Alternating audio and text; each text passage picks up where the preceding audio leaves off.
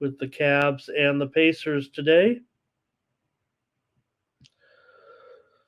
Tyrese Halliburton questionable in this one with an ankle injury. Darius Garland is questionable with a hamstring. Jared Allen's status still is questionable. And Jalen Smith has a knee injury here, questionable. But Halliburton, Garland, probably the two most significant guys, certainly in here for the Cavaliers and the Pacers tonight in this one. And the uh, Cavaliers here, we have seen this line fluctuating a little bit. Maybe it got as I saw as high as 4.5, minus 125 at one point. If you wanted to uh, take the uh, Pacers at one point, but where are my points going? It's down all the way here to 2.5 in this one with the Cavs and the Pacers. And for the uh, Pacers here, look, the Cavaliers still are expected to be, pretty decent contending team in the East. And while we do, know that, the Pacers, I'm not sure that we're seeing necessarily the growth we're expecting from them now. Whether or not you know they were, whether you considered them to be a team that was kind of up and coming or growing. Right now, they have the better record of the two teams. So at 2-2, and the Cavaliers at uh, uh, 2-3 here. But the Cavs, interestingly, have won both of their road games and lost both of their all three of their home games. Now, this one usually, when these two teams get together of late, lower scoring games for sure. And this is a familiar matchup here. These guys get together quite frequently.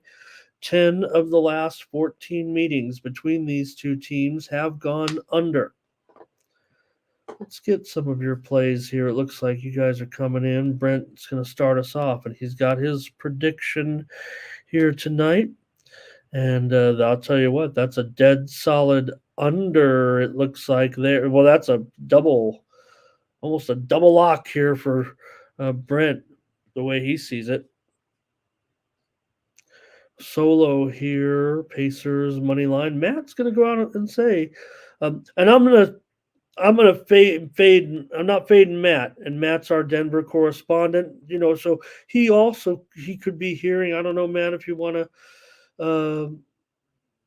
You know, tell us or necessarily, but what you're feeling about that. But maybe the Nuggets have said, "Hey, this is something we want to take seriously." We want the. To me, it feels like the in-season tournament is going to be won by a team that is, not or like a young surprising team or something. I don't know. I don't know. We don't know, right?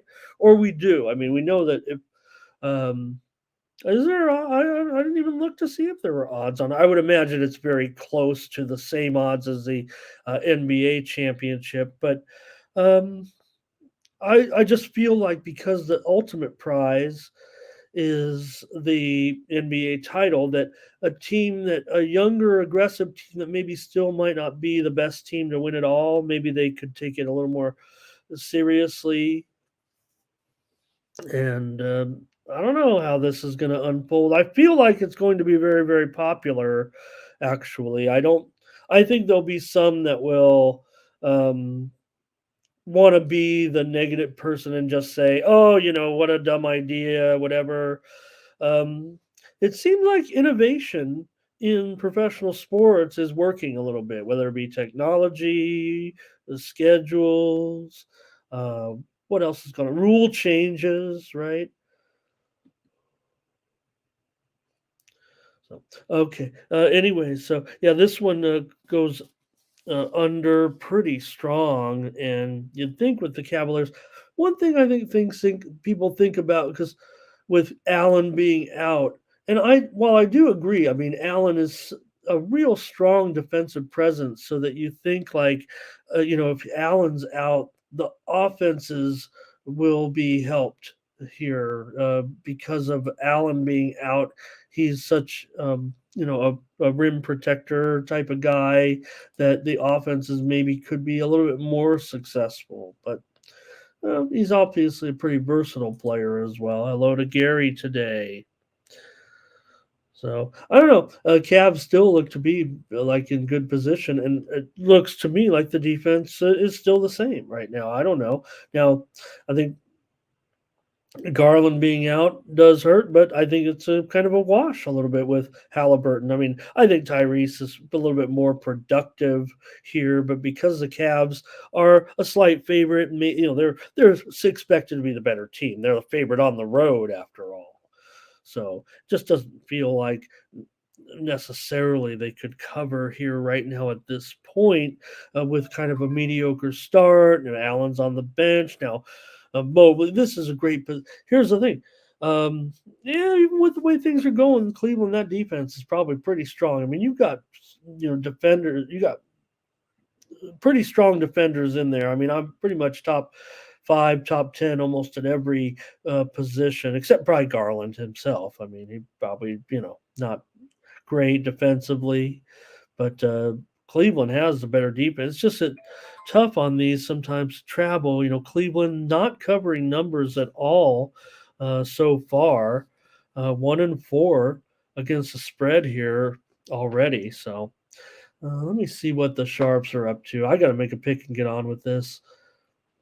I love talking these games, and I just talk too long sometimes. All right. Yeah. So for me, I'm probably gonna.